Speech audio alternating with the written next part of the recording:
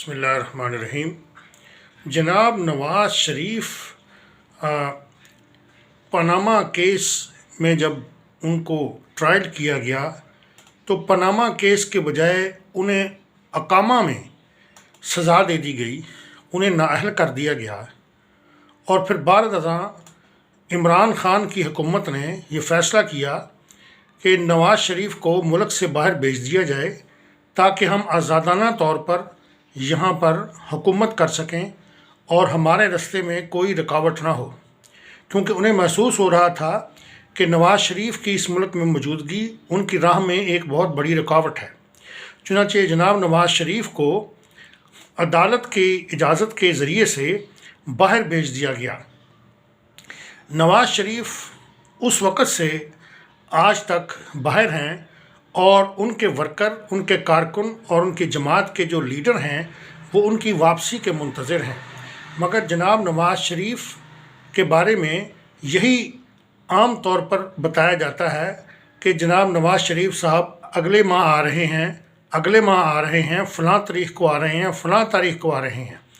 मगर नवाज़ शरीफ साहब की वापसी का दूर दूर तक कोई इम्कान नज़र नहीं आ रहा। हालांकि इस वक्त जनाब शहबाज शरीफ की हुकूमत है जो नवाज़ शरीफ के छोटे भाई हैं। इसके बावजूद नवाज़ शरीफ साहब वापस नहीं आ रहे, जबकि पार्टी जो है, जो पाकिस्तान मुस्लिम लीग नून है, उसके अंदर कई मसाइल हैं जो जन्म ले चुके हैं और भांत भांत की बोलियां बोली जा रही हैं।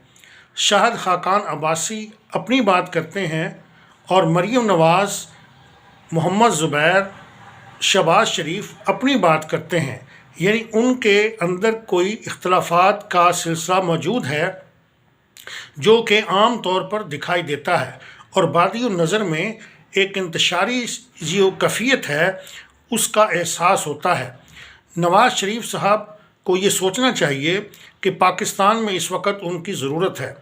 एक कायद, एक लीडर वही होता है जो आवाम में रहे, अपने कारकुनों में रहे, अपने वर्करों में रहे और सियासी जमात को ख़ुद हैंडल करे, अपनी सियासी जमात को कायदाना सलाहियतों से आगे चलाए और उसको कामयाबी से हमकिनार करने के लिए सरगर्मियों में हिस्सा ले और इलेक्शन में हिस्सा ले।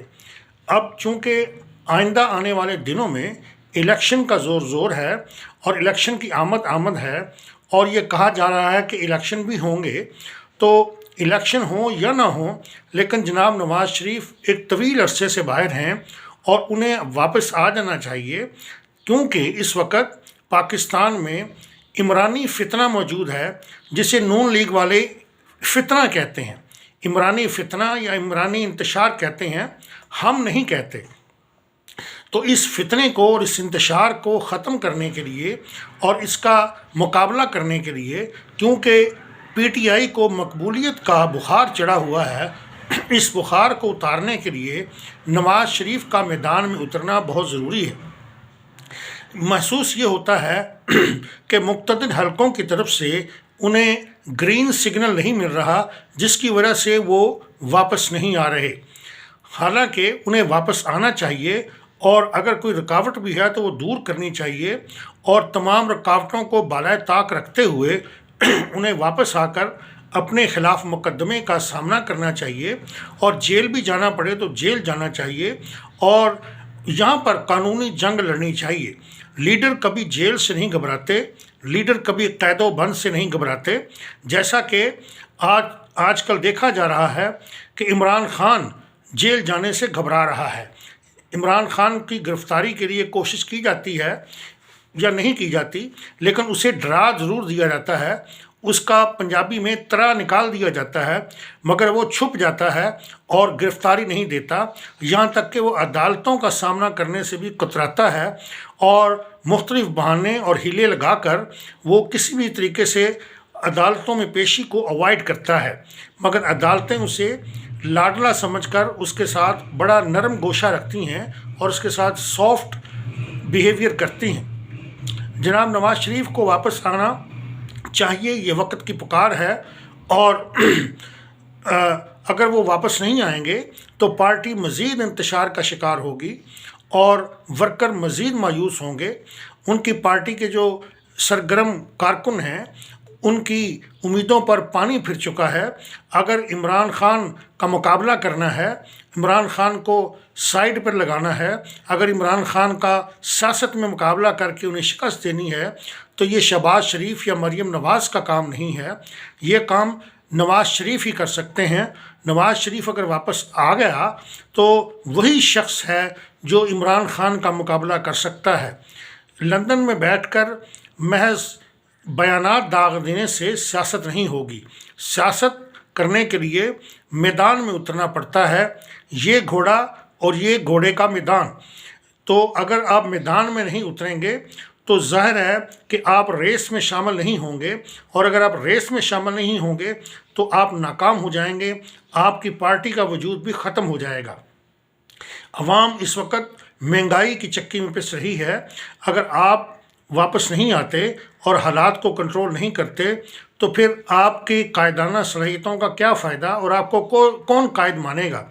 کہیں ایسا تو نہیں کہ اس ملک میں چونکہ مہنگائی زوروں پر ہے اور اسحاق ڈار کو وزیر خزانہ بنا کر بھیج دیا گیا ہے، جس شخص کے ہاتھوں سے مہنگائی جو ہے وہ بڑھ رہی ہے، ڈالر کنٹرول سے باہر ہو رہا ہے اور IMF بھی قابو نہیں آ رہا، تو اگر نواز شریف صاحب ملک میں آ جائیں تو شاید وہ چاہتے ہیں کہ یہ مجھ پر الزام نہ لگے کہ یہ سارا کچھ نواز شریف کی موجودگی میں ہو رہا ہے۔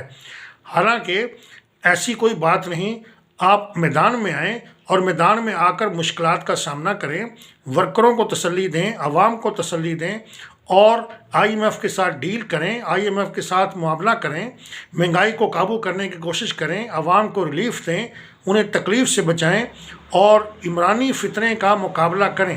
اگر آپ اس فتنے کا مقابلہ کرنے کی جد و جہد نہیں کریں گے اور آپ سمجھتے ہیں کہ آپ کے اندر وہ صلاحیت نہیں ہے تو پھر ایسی سیاست کا کیا فائدہ؟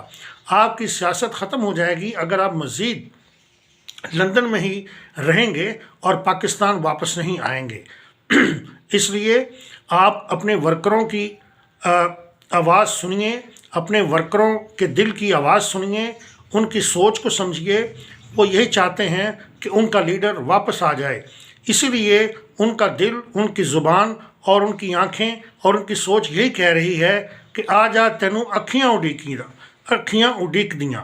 اور اگر آپ اکھیاں اڈیکنے کے باوجود واپس نہیں آئیں گے تو نتیجہ آپ کے سامنے ہے کہ وہ نتیجہ اچھا نہیں ہوگا، اور آپ کی پارٹی کے لیے بھی اچھا نہیں ہوگا، اور آپ کے ورکروں کے لیے، آپ کی جو سیاسی ساکھ ہے اس کے لیے بھی، اور پاکستان کے عوام کے لیے بھی۔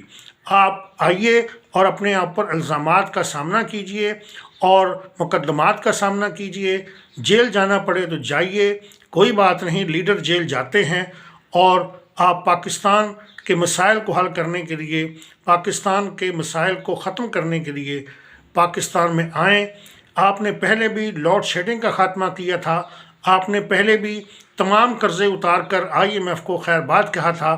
آپ کے سوا کوئی ایسا لیڈر نہیں ہے جس نے یہ دو اقدام کیے ہوں، لوڈ شیڈنگ کا خاتمہ، موٹر وے کی تعمیر جو کہ ایک شاندار منصوبہ ہے، اور اس کے بعد IMF کو جو آپ نے خیر بات کہا تھا اور پاکستان کو آپ ایشین ٹائگر بنانے کے خواب دیکھ رہے تھے۔ تو آئیے واپس آ کر ان تمام خوابوں کی اور وعدوں کی اور دعووں کی تکمیل کیجیے۔